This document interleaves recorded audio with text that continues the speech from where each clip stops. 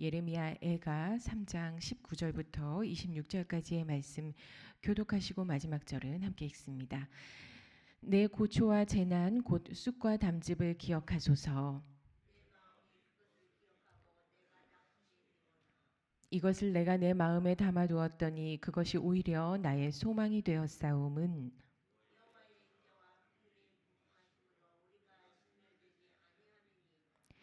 이것들이 아침마다 새로우니 주의 성실하심이 크시도소이다.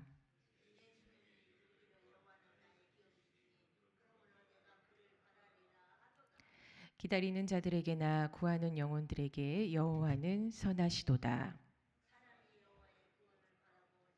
기다림이 좋도다. 아멘. 지금은 회개하자라는 제목으로 말씀을 함께 나눕니다.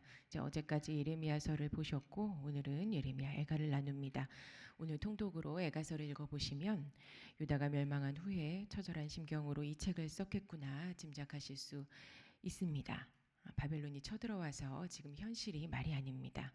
잠깐 동안 국가 경제가 위기에 처한 정도가 아니라 나라가 완전히 망한 상황이에요. 그런데 제목부터 잘 생각을 해봐야 합니다. 제목이 애가입니다. 애가.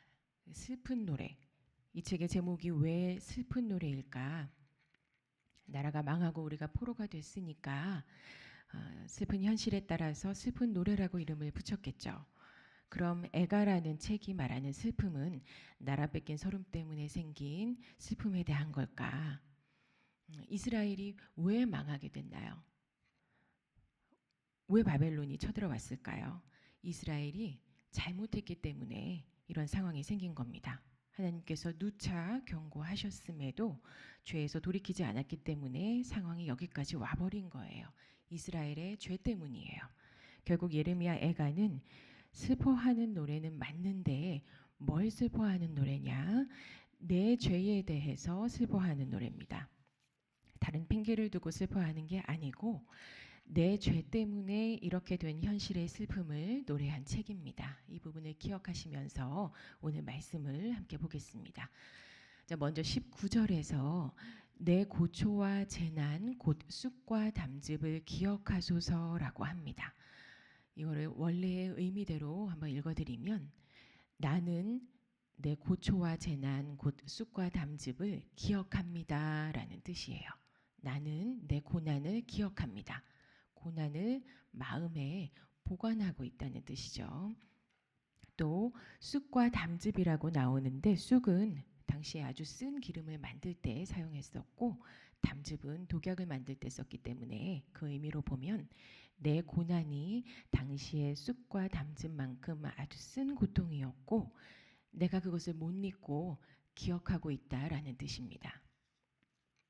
그런데 다음에 20절을 보니까 내 마음이 그것을 그 고난을 기억할 때마다 낙심이 된다고 해요. 이렇게 어려워져 보니까 내가 지은 죄들이 하나둘씩 계속 곱씹어지는 거죠. 그리고 후회되는 거예요. 죄를 놓고 후회하는 근심은 우리에게 낙심을 가져다 줍니다.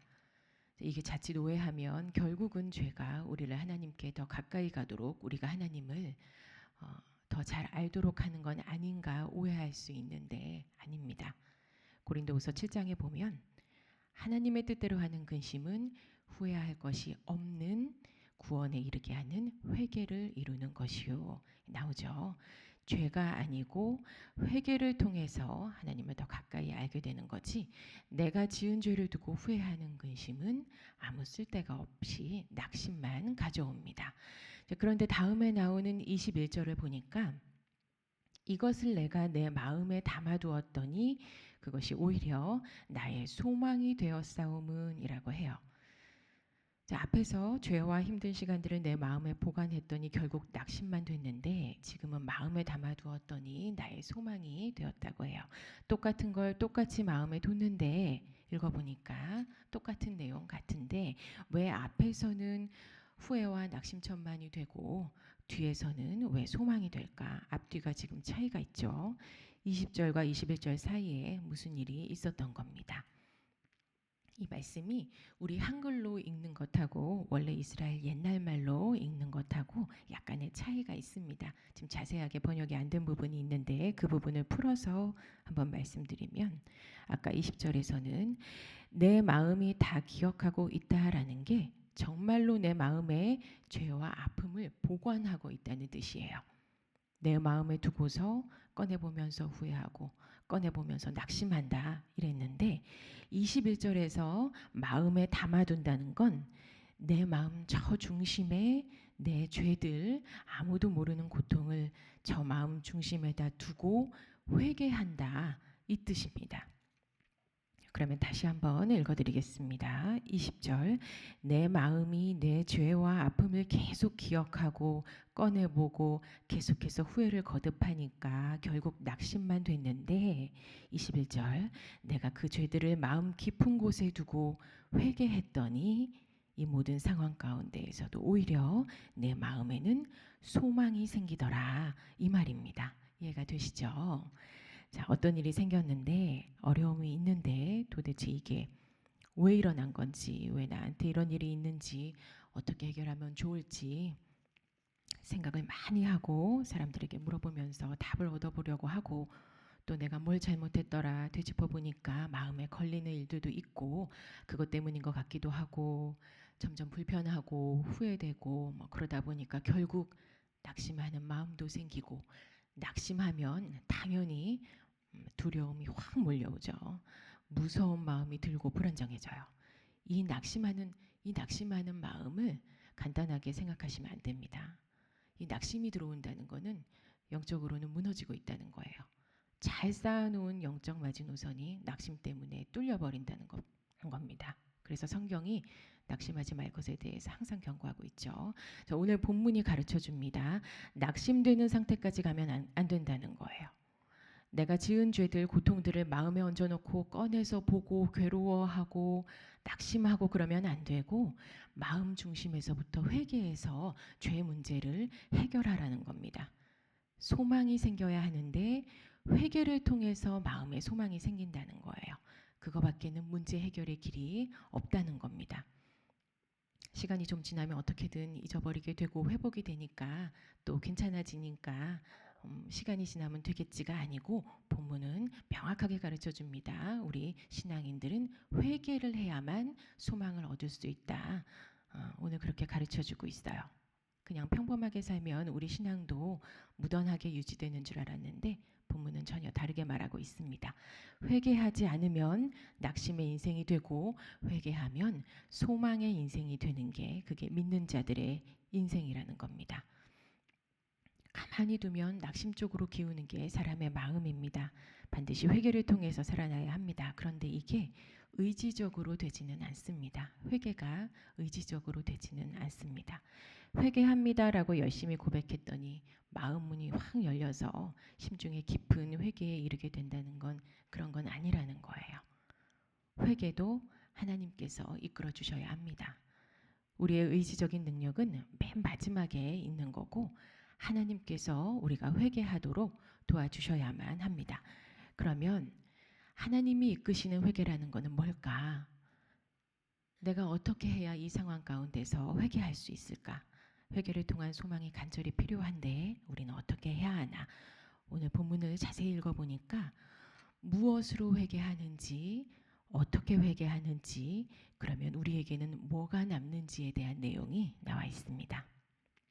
먼저 22절에 여호와의 인자와 긍휼이 무궁해서 우리가 살 수 있다고 합니다. 여호와의 인자와 긍휼을 가지고 우리가 회개할 수 있다는 뜻입니다.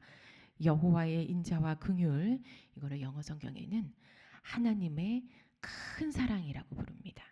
그냥 사랑도 아니고 가장 위대하고 큰 하나님의 사랑입니다. 왜 하필 하나님의 사랑을 말할까요?